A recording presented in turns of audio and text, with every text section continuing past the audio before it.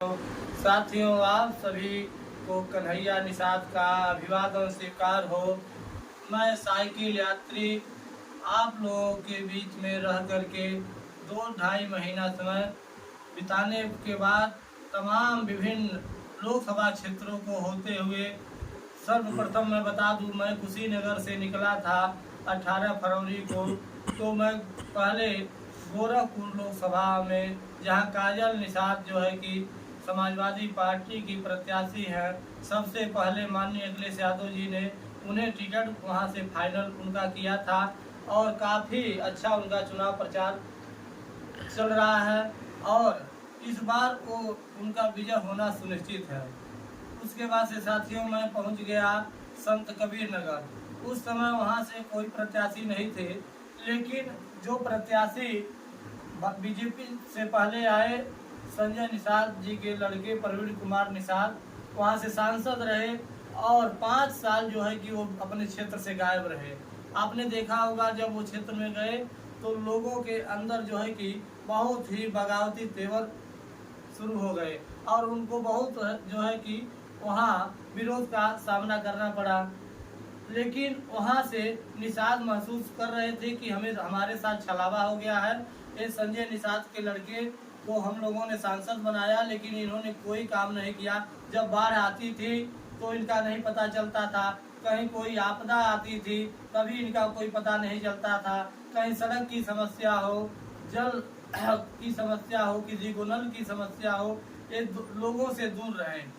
और मैं आपको बता दूं कि वहां से इस बार माननीय राष्ट्रीय अध्यक्ष जी ने पूर्व मंत्री जो है कि श्री लक्ष्मीकांत निषाद उर्फ पप्पू निषाद को समाजवादी पार्टी से प्रत्याशी बनाया है और बहुत ही जो है कि वो जो है कि संघर्षशील व्यक्ति हैं पप्पू निषाद जी, और वो क्षेत्र में प्रचार प्रसार भी कर रहे हैं और निषादों का टोटल वोट उनके पक्ष में जा रहा है। तो जो है कि देखिएगा, मैं अपने चैनल से बता रहा हूँ कि समाजवादी पार्टी संत कबीर नगर से लोकसभा का जो है कि इस बार सांसद पहुंचेगा दिल्ली में।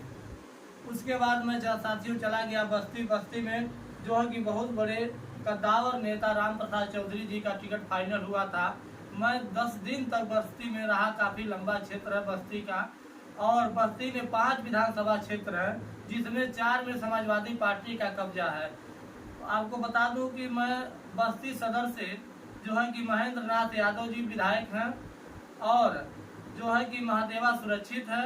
वहाँ जो है कि ओम प्रकाश पार्टी से गठबंधन था तो दूधराम जी विधायक हुए थे, और रुधौली से जो है कि राजेंद्र चौधरी जी विधायक हैं, और कप्तानगंज का जो विधानसभा क्षेत्र है वहाँ से राम प्रसाद जी के लड़के अतुल चौधरी जी विधायक हैं।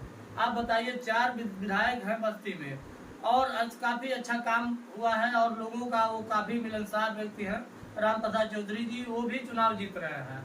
इसमें कहीं से कोई शक नहीं है। आप बाद में देख लीजिएगा जब वो गिनती होगी तो मेरी साइकिल जहाँ जाती है पूरा जो है कि उसको छान करके अब क्षेत्रों में गांव में जाता हूँ और लोगों के बीच में रह करके उनके मन टटोलने के बाद मैं यह बोलता हूँ, निश्चित ही वो सांसद बनेंगे और दिल्ली पहुँचेंगे। साथियों, उसके बाद से मैं जो है कि अयोध्या चला गया।